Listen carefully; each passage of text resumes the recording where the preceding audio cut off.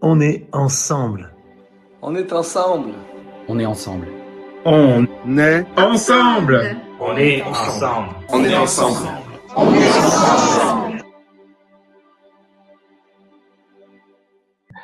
Dieu est là. Dieu est là. Même si tu ne le vois pas, même si tu ne le sens pas, Dieu est là. Et dans un instant, Luc va poser des questions, va échanger avec Patrice et ils vont développer pour nous ce sujet. Dieu est là, même si tu ne le vois pas. Et j'aimerais lire avec vous ce verset, puis il va apparaître à l'écran et vous pouvez le déclarer avec moi. Il se trouve dans Genèse 28, verset 16. Jacob s'éveilla et s'écria, assurément, l'Éternel est en ce lieu et moi, je l'ignorais. C'est un passage tellement puissant, il m'a touché profondément dans une période de ma vie, il y a quelques années. C'est que, en fait, souvent, on voit les choses avec un recul. Et avec un recul, on s'aperçoit qu'il était là, même si on ne le voyait pas.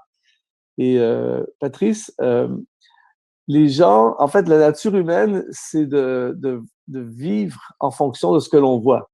C'est naturel. On voit et puis on réagit à ce que l'on voit. Et en ce moment, ce que l'on voit, c'est négatif, c'est lourd, c'est effrayant et c'est inquiétant. Comment on peut faire la distinction, comment en tant qu'enfant de Dieu, on peut faire la distinction entre vivre en fonction de ce que l'on voit et tout à coup vivre en fonction de ce que l'on croit au lieu de ce que l'on voit? Euh, Personnellement, je crois que même si tout est catastrophique, et la Bible dit que Dieu siégeait toujours sur son trône, et même si voilà, c'est assez délicat, tout ce qu'on voit, c'est assez triste, mais Dieu est toujours là, il est toujours présent. Je t'entendais juste parler là à l'instant, puis ça m'est revenu lorsque j'étais vraiment loin de Dieu et dans la drogue, j'étais junkie, je prenais de l'héroïne, etc. Et ma mère a eu une vision, elle me voyait son fils dans la déchéance, dans toute cette souffrance-là, vous imaginez, pour le cœur d'une maman. Et un soir, elle me voit, elle a eu un songe, elle me voit le visage qui est en train de fondre, je deviens un mort en fait. Hein. Et elle s'est mise à prier, croyant que Dieu était capable de venir me chercher là où j'étais. Et lorsqu'elle a eu ce songe, moi littéralement, j'étais en train de faire une overdose. J'étais seul, j'étais sur le point de mourir. Et ma mère, par la prière, elle le sait pas à ce moment-là. Elle a juste ça. Et ce qu'elle voit, c'est juste une catastrophe. Mais elle croit à ce Dieu qui est capable d'agir, même si tout ce que l'on voit est en train de nous annoncer quelque chose de très mauvais. Et elle s'est mise à prier, elle s'est mise en pleine nuit, 3 heures du matin, elle s'est mise à genoux, elle s'est mise à prier. Et je crois que sa prière m'a sauvé la vie. Je me sentais partir et à un moment donné, mes yeux se ferment et puis c'était comme fini. Et là, j'ai senti dans mon dos comme, tu sais, les trucs des électrochocs là qu'il y a dans les hôpitaux. Et littéralement, j'ai été comme choqué. Ça m'a réveillé. Et en un instant, alors que j'étais vraiment en train de complètement de faire un mauvais délire, mourir, etc. Et ça m'a ramené, puis je suis redevenu comme lucide d'un seul coup. Et je crois que c'est ça. Je crois que c'est un peu comme cette pensée de ma mère ce qu'elle voit, c'est la mort. Ce qu'elle voit, c'est une catastrophe. Ce qu'elle voit, il n'y a rien de bon, il n'y a rien. Visuellement, là, la vision de ce qu'elle a physique, là, est très mauvais. Mais par la foi, elle sait que Dieu est là toujours et qu'il est capable d'aller nous chercher là où nous sommes. Et moi, je crois vraiment à ça. Je crois que même la Bible dit Dieu siégeait sur son trône même quand il y a eu le déluge. Et je crois que là, Dieu est toujours Dieu et toutes choses sont dans ses mains. Je le crois vraiment. Tu es pasteur de l'église Momentum à Bordeaux et je sais qu'en ce moment, toi et toute ton équipe, vous êtes très actifs sur le web, sur les réseaux, pour justement propager la parole, tout ça. Qu'est-ce que tu dis en ce moment à l'église Momentum, aux gens autour de toi, sur comment attaquer le visible à partir de l'invisible? C'est-à-dire que on parle d'un Dieu invisible en ce moment. Comment on peut voir le visible? Qu'est-ce que tu dis au peuple là-bas pour les encourager dans cette réalité invisible? Ben, je les encourage déjà. Il y a cette notion. Tout à l'heure, on parlait avec Nathalie de cette solidarité, et je crois qu'on représente chacun le Seigneur. Et par exemple, ce qui est fait là avec On est ensemble, on représente Dieu. Et même si on ne le voit pas physiquement, en fait, Dieu, c'est des moments où on peut se poser la question où est la bouche de l'Éternel, où est le bras de l'Éternel. En fait, la réalité, nous sommes sa bouche et nous sommes ses bras. Et je crois que chacun, à travers cette émission, à travers tout ce qui est fait, toutes les églises, grandes, petites églises, on voit le lien qui est là. Et même si c'est invisible pour beaucoup de gens, je crois que Dieu se plaît, on est le bras et on est la bouche de Dieu et on prend soin les uns des autres.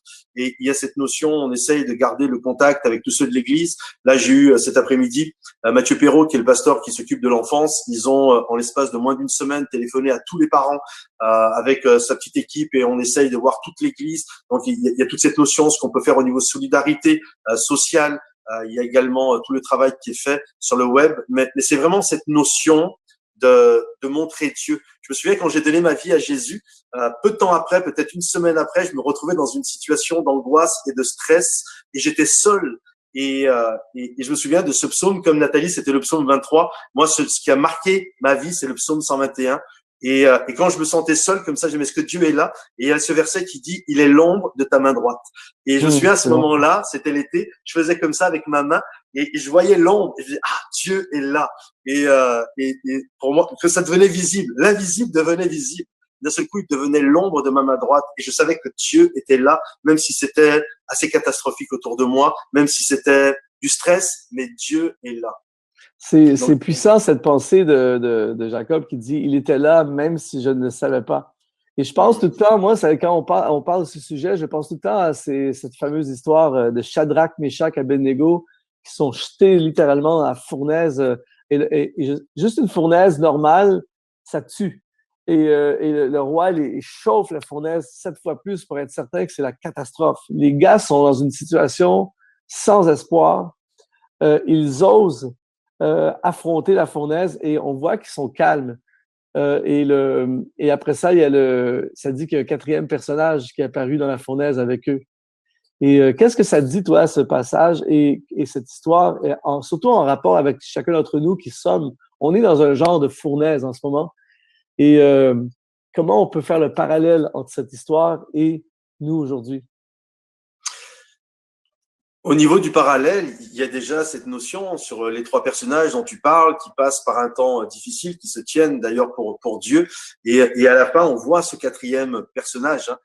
C'est comme, il aurait pu être là dès le début, mais en fait, je pense qu'il était là dès le début. Il s'est rendu, en fait, il est passé de l'invisible au visible, mais il était là, mais il est devenu visible à partir de ce moment-là. Et je crois que Dieu est là. Moi, vraiment la pensée que j'ai par rapport à cette histoire, c'est comme Jacob qui dit, c'est ce lieu où il était là, mais il ne le savait pas. Et c'est exactement pareil. Des moments, on a tellement cette souffrance qu'on ne se rend pas compte que Dieu est là, mais il est là. Et ça, c'est une réalité. Des moments, nous, notre souffrance, on a tellement les yeux collés sur la feuille de notre vie. Tu sais, quand on prend une feuille, là, par exemple, j'ai mon téléphone, si je le colle comme ça, je peux rien voir.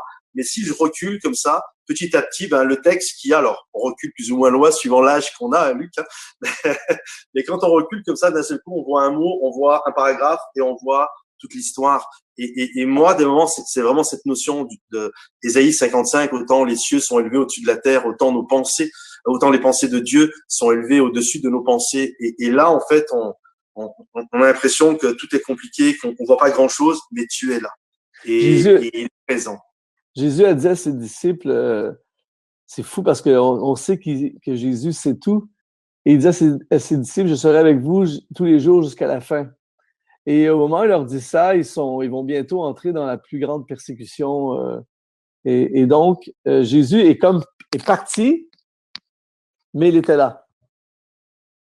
Donc, nous, on est dans un genre d'épreuve où il n'est pas là, mais il est là.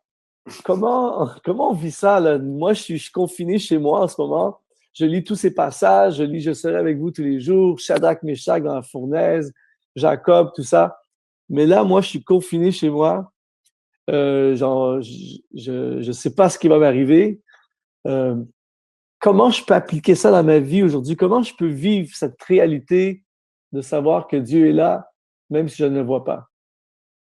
Je crois que tout à l'heure, j'ai reçu un message d'une chrétienne de l'église et elle me disait que dans ce temps comme ça de confinement où elle sort vraiment pas du tout, elle me disait que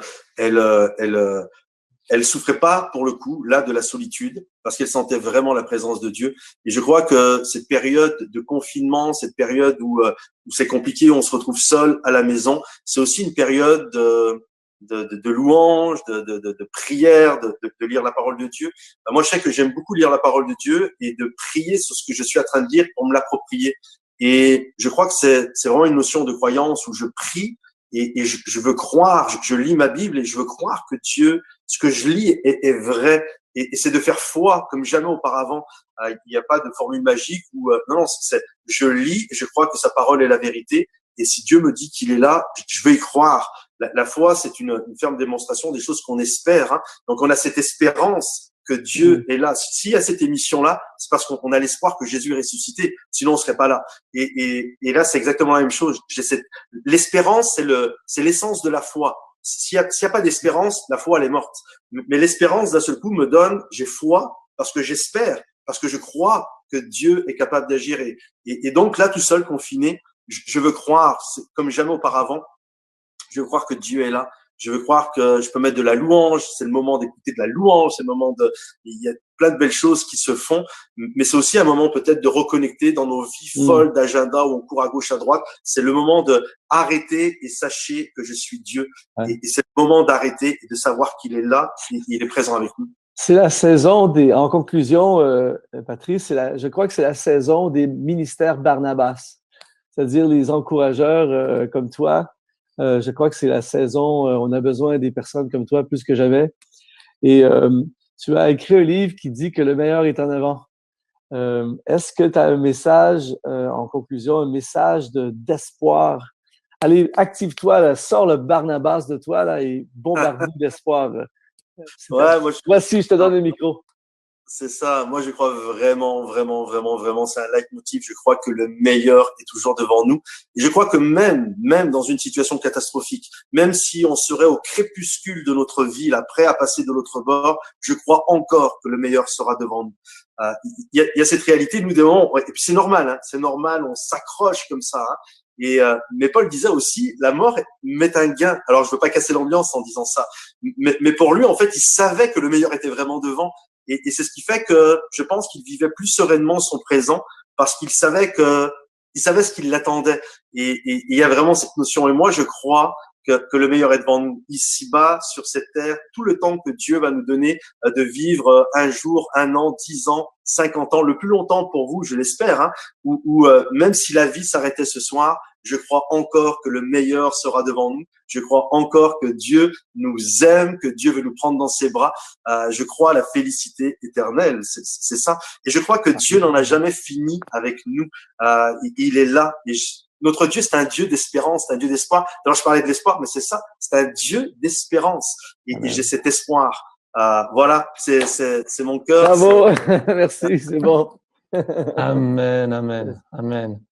Merci beaucoup, merci Patrice, merci Luc. Et en fait, ces paroles que tu disais à la fin, Patrice, sur la mort m'est un gain, parole de l'apôtre Paul, Christ est ma vie et mourir m'est un gain. Quelqu'un disait dans le chat, Dominique Gibb disait des patients sont décédés malgré leur croyance. Est-ce un tri de sélection? Dieu est là invisible, mais la mort est là également. C'est vrai. Et c'est vrai que c'est difficile. C'est difficile particulièrement pour ceux qui restent.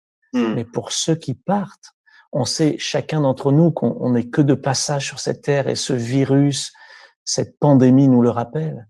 On peut être frappé, on peut être malade, on peut s'en sortir bien. Certains l'attrapent, ils n'ont aucun symptôme ou ils perdent juste un peu le goût ou l'odorat.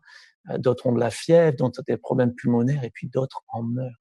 Mais en tout cas, j'ai apprécié ça aussi parce que ce partage, et pour répondre à Dominique, oui, avoir foi en Dieu, c'est une foi qui dépasse notre vie, qui dépasse notre passage sur terre. On a la grâce, et bien sûr, on a la grâce d'être vivant, mais si on doit rencontrer notre Créateur, le meilleur est devant encore.